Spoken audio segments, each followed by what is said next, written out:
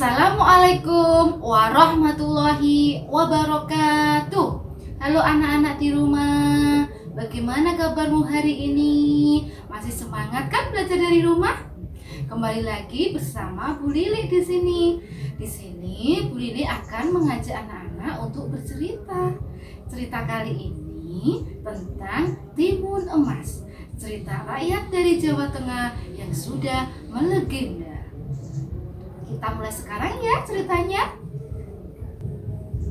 Pada zaman dahulu kala, di Jawa Tengah hiduplah seorang janda yang miskin yang bernama Mbok Rondo. Mbok Rondo setiap hari mencari kayu di hutan dan dijual ke pasar-pasar untuk memenuhi kebutuhan hidupnya sehari-hari.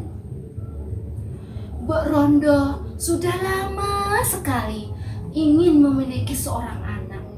Tapi mana mungkin, aku hanyalah seorang janda yang miskin.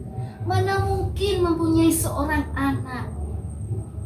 Suatu hari Mbok Rondo setelah mencari kayu di hutan, Mbok Rondo kelelahan dan duduk beristirahat. Tak sadar air matanya berlinang. Andaikan aku mempunyai seorang anak, pasti beban hidupku akan terasa ringan, sebab ada yang membantuku bekerja. Tiba-tiba bumi bergetar, suara bergemuruh, muncullah seorang raksasa besar. Hai Mbok Rondo, apakah benar kamu menginginkan seorang anak? Aku dapat mengabulkannya. Betul, jawab Mbok Rondo sambil ketakutan. Baiklah, aku akan mengabulkan permintaanmu. Tapi ada satu syaratnya. Ketika nanti anakmu berusia 16 tahun, serahkanlah padaku, akan kujadikan santapan. Singkat cerita, raksasa pun memberi biji mentimun kepada Mbok Rondo. Setelah sampai di rumah, biji mentimun ditanam Mbok Rondo di belakang rumah Mbok Rondo. Setiap hari Mbok Rondo merawat dan menyirami biji mentimun itu. Hingga akhirnya, 2 minggu kemudian, tumbuhlah buah mentimun yang sangat besar. Buah-buahnya sangat banyak, tapi di antara buah-buah tadi ada satu buah yang paling besar. Warnanya kuning, berkilau seperti emas. Diambillah buah mentimun dan dibawa pulang oleh Mbok Rondo. Dibelahlah buah mentimun. Wah, ajaib! Ternyata di dalam buah mentimun terdapat bayi perempuan yang cantik dan mungil. Akhirnya aku mempunyai seorang anak, kata Mbok Rondo. Lalu Mbok Rondo memberi nama Timun Emas. Sambil menggendong timun emas, Mbok Rondo bersenandung. Duh anakku sing ayu-ayu dhewe, isih cilik tak lilo, yen wis gedhe ojo lali wong tuwa, padha ngabekti karo Kang Maha Kuwasa. Harapan Mbok Rondo kelak Timun Emas menjadi anak yang berguna bagi nusa dan bangsa serta agama. Hari, bulan, dan tahun terus berganti. Timun Emas pun beranjak dewasa menjadi gadis yang paling cantik. Hingga suatu hari tiba-tiba bumi bergetar. Tanda-tanda raksasa telah muncul. Hai Mbok Rondo, di manakah gadis kecil itu? Mendengar suara itu, Mbok Rondo pun ketakutan dan menjuru Timun Emas untuk bersembunyi di bawah kolong tempat tidur. Mbok Rondo pun menghampiri raksasa. Wahai sang raksasa, aku tahu kedatanganmu ke sini untuk mengambil Timun Emas.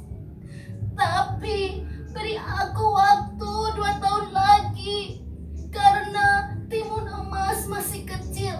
Tentu badan kurang lezat untuk kau santap. Betul juga katamu. Aku akan beri waktu 2 tahun lagi. Kalau kau ingkar janji, maka kamu yang aku santap mentah-mentah sambil berlalu. Hari demi hari, bulan, tahun terus berganti. Timun Emas beranjak dewasa menjadi gadis yang paling cantik jelita. Tapi Mbok Rondo cemas ketika teringat janjinya kepada sang raksasa. Hingga suatu malam ketika Mbok Rondo tertidur, ada suara goib dalam mimpinya. Hai Mbok Rondo, jika kamu ingin anakmu selamat, maka pergilah ke Bukit Gunung Gandul. Maka kamu akan mendapat bantuan. Cerita pun berlanjut. Keesokan harinya, Mbok Rondo pergi ke Bukit Gandul untuk menemui Pertapa. Si Pertapa memberi 4 bungkusan kepada Mbok Rondo. Yang pertama berisi biji timun emas, yang kedua jarum, yang ketiga garam, dan yang keempat terasi.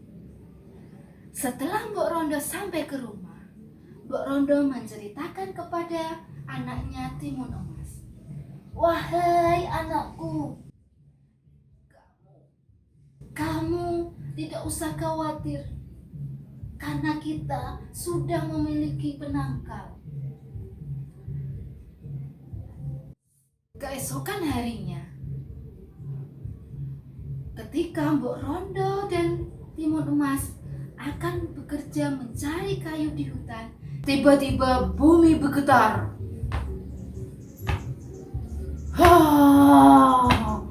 Muncullah raksasa. Hai Mbok Rondo, di manakah gadis kecil itu? Aku kesini mau menagih janji. Aku sudah lapar sekali. Mendengar suara itu, Mbok Rondo pun semakin ketakutan dan menyuruh Timun Emas untuk pergi lewat pintu belakang dan jangan lupa akan pesan Pertapa. Sadar dikelabui oleh Mbok Rondo dan Timun Emas, raksasa marah.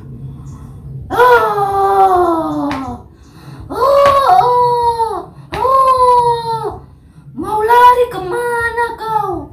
Ke ujung dunia pun pasti kau akan tertangkap, kata si raksasa itu sambil mengejar. Timun Emas pun terus berlari. Dia semakin kelelahan. Dia takut. Hingga dia sadar akan bungkusan. Diambillah bungkusan yang pertama, yang berisi biji timun emas. Lalu disebarkanlah ke tanah. Ajaib anak-anak. Ternyata biji mentimun tadi berubah menjadi buah yang sangat besar dan buahnya yang sangat lebat, hingga raksasa pun tergiur akan buah-buah yang sangat besar-besar, hingga sang raksasa akan lupa dengan timun emas. Raksasa pun dengan rakusnya memakan buah mentimun. Hap, hap, hap, hap, Hop! Setelah raksasa kenyang, raksasa pun terus mengejar timun emas. Aduh, kemana lagi ini? Timun emas pun terus berlari ketakutan. Raksasa mengejar terus, bagaimana ini? Hingga dia sadar akan bungkusan yang kedua. Diambillah bungkusan yang kedua, yaitu berisi jarum, dan disebarkanlah ke tanah. Wah, ajaib! Ternyata jarum-jarum tadi berubah menjadi pohon bambu yang sangat lebat dan durinya yang tajam-tajam. Tubuh raksasa tergores dan tertusuk oleh duri, tapi raksasa pun terus bergerak mengejar timun emas. Mau lari kemana kau? Timun emas pun terus berlari dan semakin ketakutan. Gimana ini? Raksasa terus mengejarku. Hingga akhirnya dia mengambil bingkisan yang ketiga yang berisi garam dan disebarkanlah ke tanah. Ajaib! Ternyata butiran garam-garam tadi menjadi berubah lautan yang sangat luas. Tapi berkat kesaktian raksasa berhasil melewati lautan tersebut dan berenang ke tepi. Dasar bocah kecil, mau lari kemana kau? Timun emas pun terus berlari. Kemana ini? Aku semakin ketakutan. Hingga akhirnya dia mengambil bingkisan yang terakhir, yaitu berupa terasi, dan lalu disebarkan ke tanah. Dengan seketika terasi-terasi tersebut berubah menjadi lautan lumpur yang panas sekali.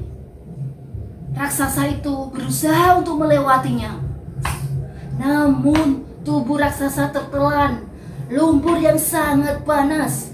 Raksasa itu meronta-ronta, "Tolong, tolong, tolong, tolong!" Raksasa itu berusaha, namun usahanya sia-sia.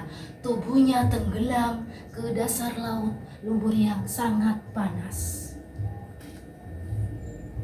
Akhirnya timun emas selamat dari bahaya maut dan segera pulang menemui Mbok Rondo. Mbok Rondo pun sudah menyambut di depan rumahnya dengan hadiah gembira. Setelah itu, Mbok Rondo dan timun emas hidup bahagia bersama selamanya. Sekian tadi cerita dongeng Timun Emas dari rakyat Jawa Tengah yang sudah melegenda. Hikmah dari cerita tadi adalah ketika kita berusaha dengan keras dan bersungguh-sungguh, maka kita akan mendapatkan hasil yang baik.